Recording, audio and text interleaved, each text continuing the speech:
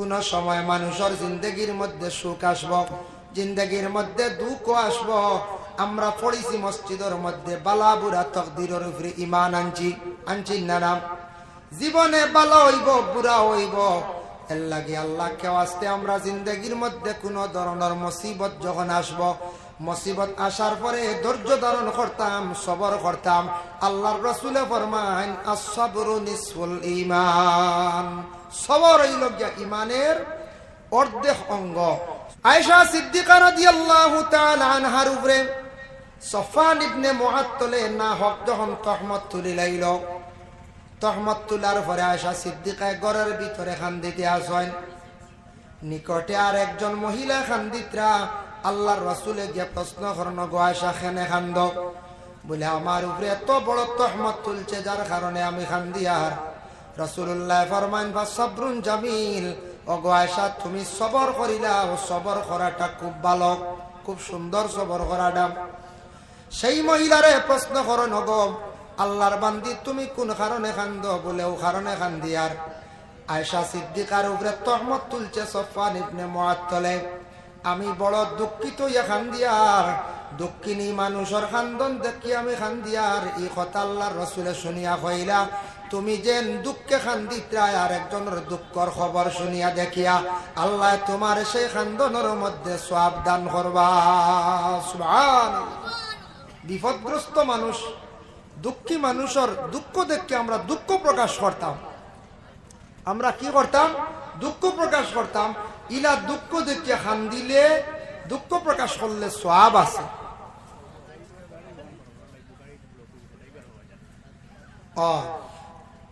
আচ্ছা ঠিক আছে। আমার গাড়ির ড্রাইভার কয়েস বাইরে হইয়ার আপনি গাড়ি ওখানে সরাব কাম মানে আমার যদি সবার গাড়ি মনে হয় বাইর না হলা না, যার কারণে সাদা ওয়াগনার গাড়িটা সরাব কা।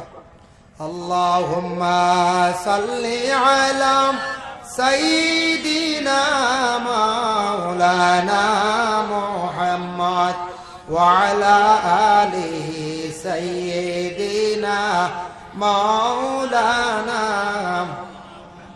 এর জন্য সবর ইয়া থাকছে গিয়া ইমানের অর্ধেক অঙ্গ। সবর বুঝবইছিল আমরা গ্রামের মানুষে কইলেন সবর করলে খবর মিলি, বুঝা গেছিল। এর লাগি যে কোনো ব্যাপারে সবর করার চেষ্টা করতাম। আপনার ভাইয়ের জমিনের মধ্যে 3 দিন বড় সাতাইছে, 60 দিন সাতাইছে, বড় কষ্ট দিছে। আপনার গ্রামের কোনো ভাই আপনারে বড় কষ্ট দেন, আপনার করণীয় কি? নবীর উম্মত হিসাবে ইমানি হাইসিয়তে আপনি কি করতা? সবর করতা। ইন্নাল্লাহা মা'আস সাবিরিন, আল্লাহ জানেন নিশ্চয় আমি আল্লাহর জাত সবর করনেওয়ালার পাশে আছি। এই আয়াতের ব্যাখ্যা তাফসীরে ইবনে কাসির হাফিজে মাদুদ্দিন ইবনে কাসির রাহমাতুল্লাহি তাআলা আলাইহি একটা হাদিস বর্ণিত করেছেন, কিয়ামতের দিন আল্লাহর জাতে এক বুড়ো মানুষ আলাদা করবা, এরারে আল্লাহ হিসাব লইতা না, বেলা হিসাবে জান্নাত দিলাইবা। হিসাব নাই। ফরিস্তা হলে আটকাইবা, কই বাবা তুমি তান কই যাইতা, আবো হিসাব দিছো না। তখন এই গুড়া মানুষে উঠিয়া জবাব দিবা, কইবা না না আল্লাহ আমদারে ছাড়ি দিছো না, আমদার কোনো হিসাব লইছেন না। বলে এখানে বলে আমরা জমিনের মধ্যে বড় সবর করলাম, এর কারণে আমরা সবর করার কারণে আল্লাহ আমদার হিসাব লইছেন না। আল্লাহ আমদার বেলা হিসাবে জান্নাত দিলাইছেন। কিয়ামতের দিন সবরকারী হলরে আল্লাহ বেলা হিসাবে জান্নাত দিবা। এর লাগি সবর করাটা ইমানের অর্ধেক অঙ্গ। আপনার গ্রামের কোনো মানুষে সাতার ধৈর্য ধারণ করেন, আপনি তার দিকে হাত বাড়াইন না দাঁড়িয়ে। গড়ের একজনে আপনারে খুব বেশি সাতার, খুব বেশি কষ্ট দেন, সবর করক, জিন্দগির মধ্যে আপনি ফায়দামন্দ হইবা। যার কারণে আল্লাহর বান্দেগান আমরা দুনিয়ার জমিনে মুসিবত আসবো, আল্লাহকে ওয়াস্তে কোনদিন দুনিয়ার জমিনের মধ্যে আত্মহত্যা যেটা এটা করার যাইতাম না। এইভাবে যারা মৃত্যুবরণ করবা, কুফরি অবস্থায় মারা গেছেন, ইমান লইয়া নাই, কিয়ামতের দিন জাহান্নাম ছাড়া ওদের কোন রাস্তা নাই। সুইসাইড করা বড় খারাপ। আল্লাহর রাসূল ফরমান ওটার তাকি পানা চাও।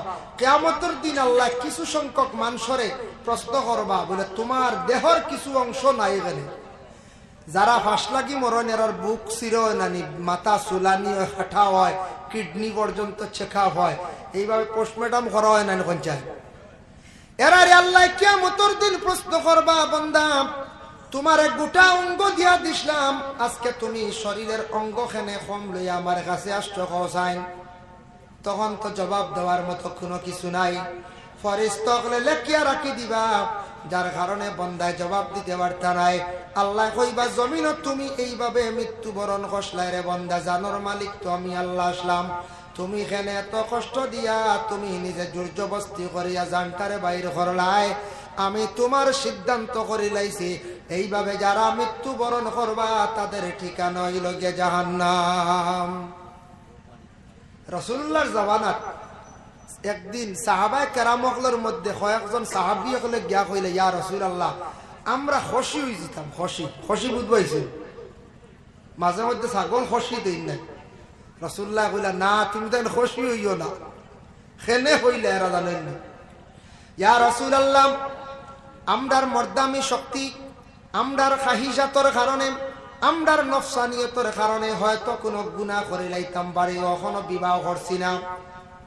আমরা শরীরের যে পাওয়ার এটি বেশি, যার কারণে আমরা গুনাহ যদি হঠাৎ লিপ্ত হয়ে যাই, জিন্দগিতে আর কোনো গুনাহ করতাম না, বলা ব্যবস্থা করিলাই আমরা নিজে নিজে কি হয়ে যাই বলে খুশি হয়ে যায়। আল্লাহর রাসূলে ফরমায় এটা কখনো করিও না, কিয়ামতের দিন আল্লাহর কাছে জবাব দেওয়া লাগবো। তুমি তাই না কাজ করো, তোমার তানোর নফসানিয়ত যেটা এটা কমজোর হইব, তুমি তাই বেশি করিয়া নফল রোজা রাখো, রোজা রাখো, শরীর কমজোরি আইব, গুনাহ তাকি পাক থাকবায়। এর লাগি দেখেন জানি বৎসরে এক মাস রমজান মাস রোজা মাস, সেই রোজা মাসও মানুষ বহু মানুষ গুনাহ তাকি বাঁচি যায়।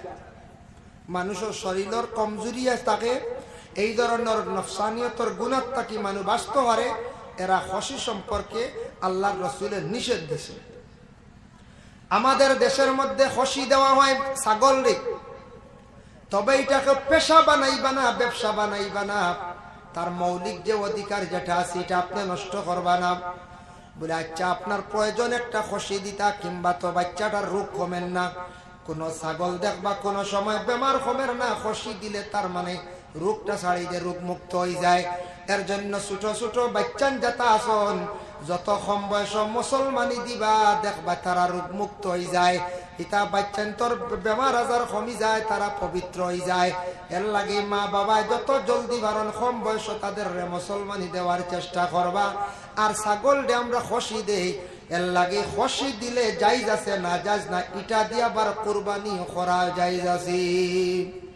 কেউ যদি কই না নাই গুরুত্ব একটা অঙ্গ নাই, অংশ নাই, এটা কুরবানি হইব, বলে জিয়া কুরবানি হইব। কারণ কুরবানি হইতো নাই নিষেধ আছে, কয়েকটা জিনিস না থাকলে লেজ নাই, বিলকুল তার দাঁত নাই, চক্ষু নাই, তার খান নাই, খানোর মধ্যে কিছু শর্ত আছে, খারকা সারআ এইভাবে আছে, সামনে দি খান যদি লটখাইল থাকে কাটা থাকে, এই ধরনের খান কাটা গরু দি কুরবানি দুরুস্ত নাই। যার জন্য আল্লাহর বান্দাগান পায়ের মধ্যে যদি টাপ থাকে না, ফাও যদি ঠিক থাকে না, এইভাবে বেশি কমজোর যদি হয় তাহলে কুরবানি হইতো না। কিন্তু খুশি দিয়া কুরবানি হয়, আকিকা আদায় হয়, কোনো অসুবিধা নাই। এর জন্য আল্লাহর বান্দাগান তবে খুশি দেওয়া যেটা এটা আমরা পেশা বানাইতাম না। কিয়ামতের দিন আল্লাহ পাক রব্বুল আলামিন প্রশ্ন করবা, কিয়ামতের দিন আরেক গুরু মানুষ আল্লাহ প্রশ্ন করবা। যার জন্য রাসূলুল্লাহ ফরমায়েন তুমি তাই আত্মহত্যার মত থাকি আল্লাহর কাছে পানা চাও। আমরা শরীরের কিছু শরীরের অঙ্গ বিক্রি করা জায়েজ না হারাম? কেউ শরীরের কোনো অঙ্গ কোনোদিন বিক্রি করলাই না।